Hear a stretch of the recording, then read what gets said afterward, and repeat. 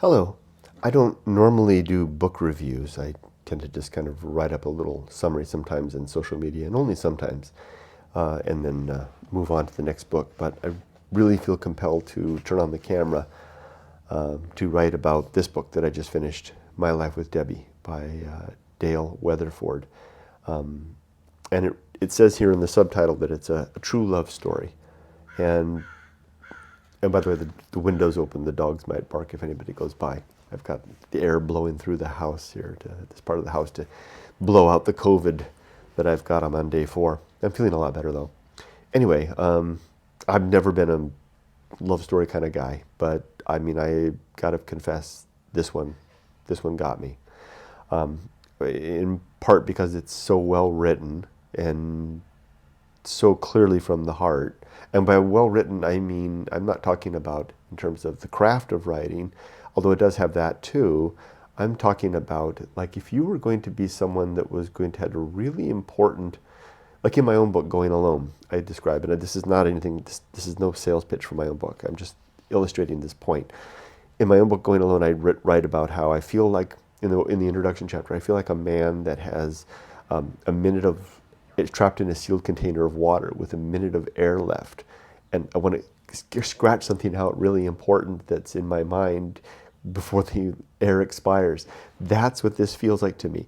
Just that effort will boil out the most essential element of what needs to be said, and you'll forget about the punctuation or the grammar or anything at all, because you're just looking to the essence of the message that's being conveyed. And this book is like that from the opening sentence to the very end. In fact, it just comes through so clearly. So the craft of writing, in terms of the coming from the spirit, I've never read anything more from the heart, more extemporaneous, and I've never been more convinced that true love is indeed possible, in the most dearest and sense, and in this fashion described in all the best movies and romance novels. It's a real thing. Dale and Debbie had it. It's kind of making me well up now. Even, like I said, I'm not that kind of guy, but I've maybe become that kind of guy. I see now that it's a thing. Anyway, the book is the story of these two people, as the title describes, Dale and Debbie Weatherford, who I won't give away too much of the plot, although I think Dale won't mind, and Dale might even see this video. Dale has actually become a friend of mine. I see him on the beach here in Huntington Beach. He walks the beach in the evenings as I do. We run into each other from time to time. Dale and Debbie met when he was 11 and she was 9, and they married when he was 16 and she was 14, at an impromptu wedding in Las Vegas, where they had to falsify their ages in order to be able to be married.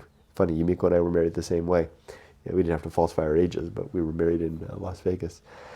Anyway, the story is just, it's as though you're sitting, I've walked and stood with Dale at the beach and heard him speak. So I face to face. So I read the whole book in Dale's voice.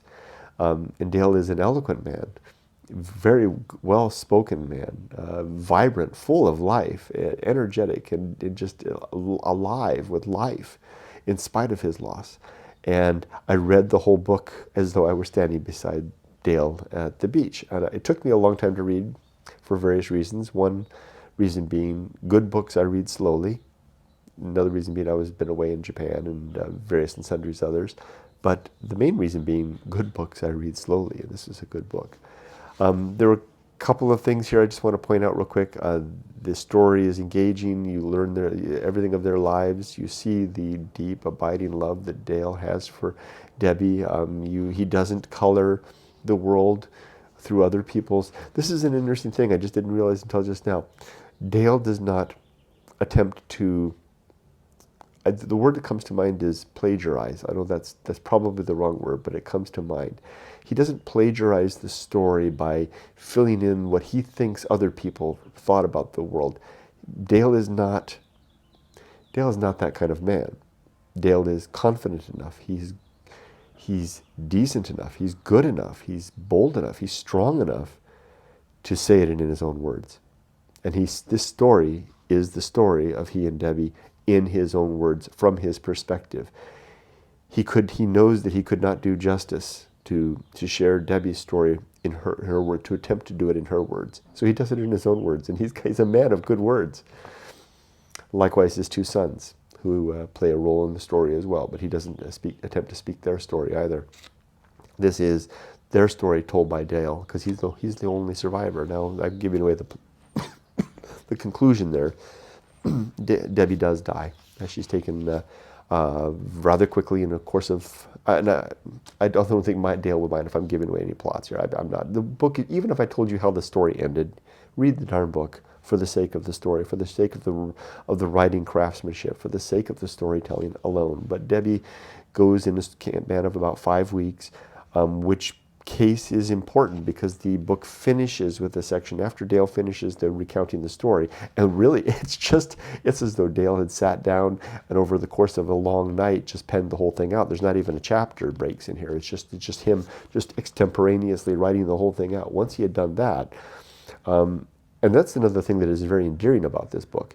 You know that it's not Dale attempting to sell you anything. He's not attempting to persuade you of anything. He is just simply relating his life story to you as it came in extemporaneous fashion. Again, I sound like I'm hawking my own book. I'm not. I talk about the muse in my own book. And what I say is when the muse speaks, you listen and you write, and the words come out correctly. And I think that's what happened here with Dale. Anyway, the first part of the book, the major part of the book, is the story extemporaneously yet written in beautiful prose to his wife, in Dale's own beautiful prose.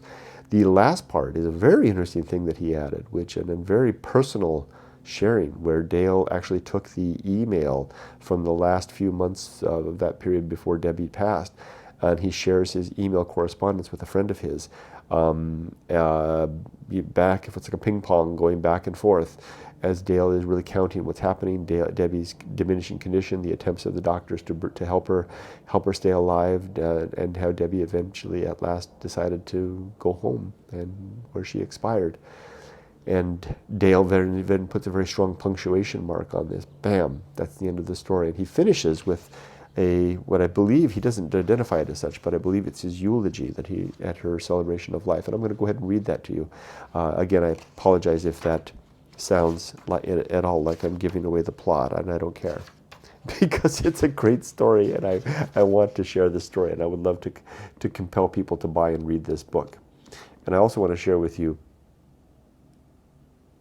I'll leave that for the very end, the way he concluded the main part of the book. Anyway, this is Dale's eulogy, and again, I hear it in his voice because I know Dale. I'll probably see him within the next week or two. Today is not a day of sorrow. It's a day of celebration of life for our Debbie. She left us 12 days ago, or I feel like I know Debbie. It's hard to get through this. Or 288 hours ago. It feels like it's been much longer, as time seems to drag on for me. I wish you could hear it in Dale's voice the way I do. I feel more blessed today than ever before, each and every day since she has been gone. I believe it's our love and companionship that we shared together that I will miss her most of all, her absent in my life now. I will always need her by my side, and I know she would say ditto. I realize now what a major impact she has made to her surroundings. She has touched the souls of many more people than she could ever have realized. Her smile and that beautiful glow that radiated from her soul have touched us all. I still can and will always picture those beautiful blue eyes that held the little twinkle I loved so much. I have spent most of my life here on earth with Debbie. We were married 38 years, 5 months and 19 days before she passed away. It saddens me to think that I will never hear her voice or her laughter or see her beautiful smile that always would light up a room, or see those blue eyes that always melted into my soul, or smell her moonlight path perfume, or ever hold her in my arms again. That will be impossible for me to ever get used to. I knew Debbie when she was only 8 years old. They moved away for about 5 years. When we met again in the early 70s, there was this special attraction she had that caught my heart and soul. It is hard to explain, but we knew that at first sight it was true love. It was very hard in the beginning for us to set a path in life that would be proper for us to start a family. We worked hard to make the right decisions, and our love for each other grew stronger. We were so comfortable with each other, there was never a doubt we were going to make it. She was so strong, determined, and an independent woman. She was my rock and my soul keeper. It hurts my soul now to live with this void that God has created. During Debbie's illness, I remember in her last days, she said that I would wait for you, Dale. That we were destined to meet in our next life, as we did before, and we will again and again.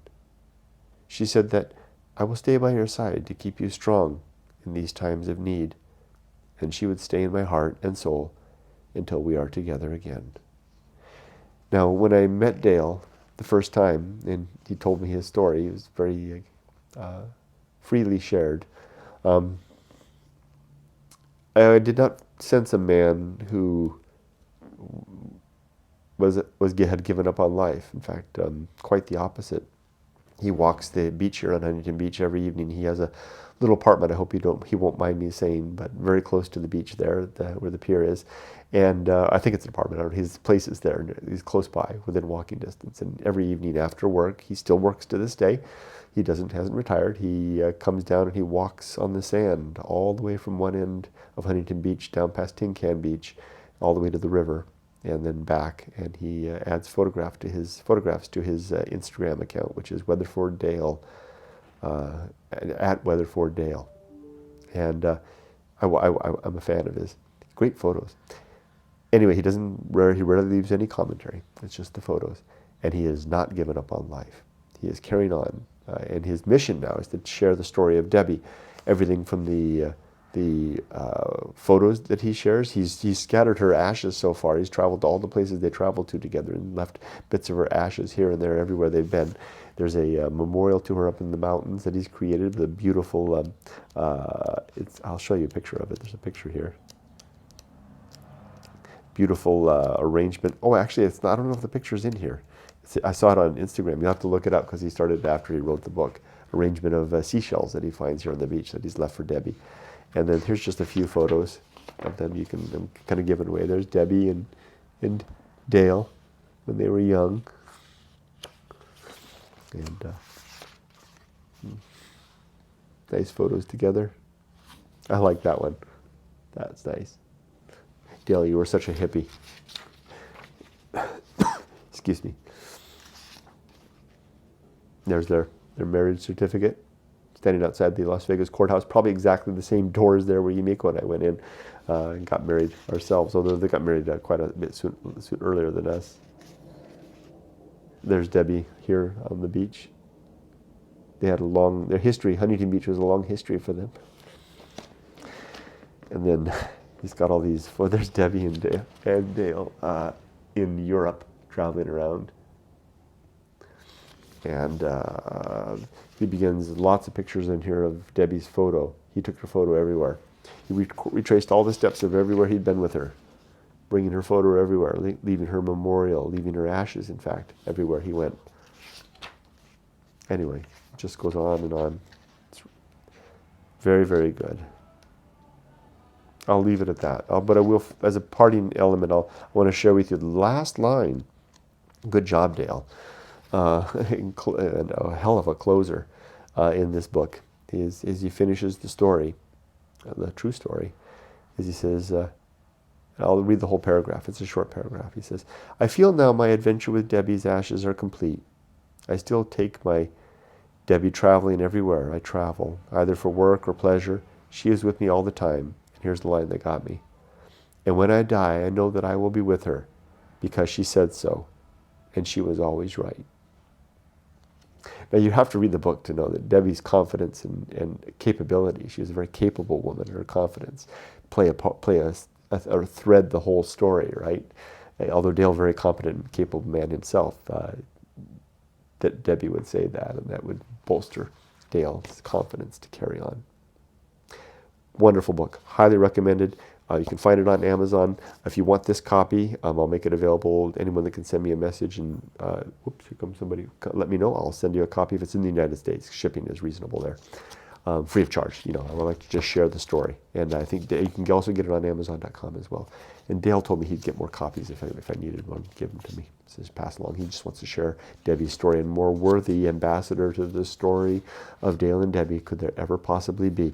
And read the book to understand the meaning of walking on clouds. Take care. Thanks for sharing your story, Dale. The story of you and Debbie.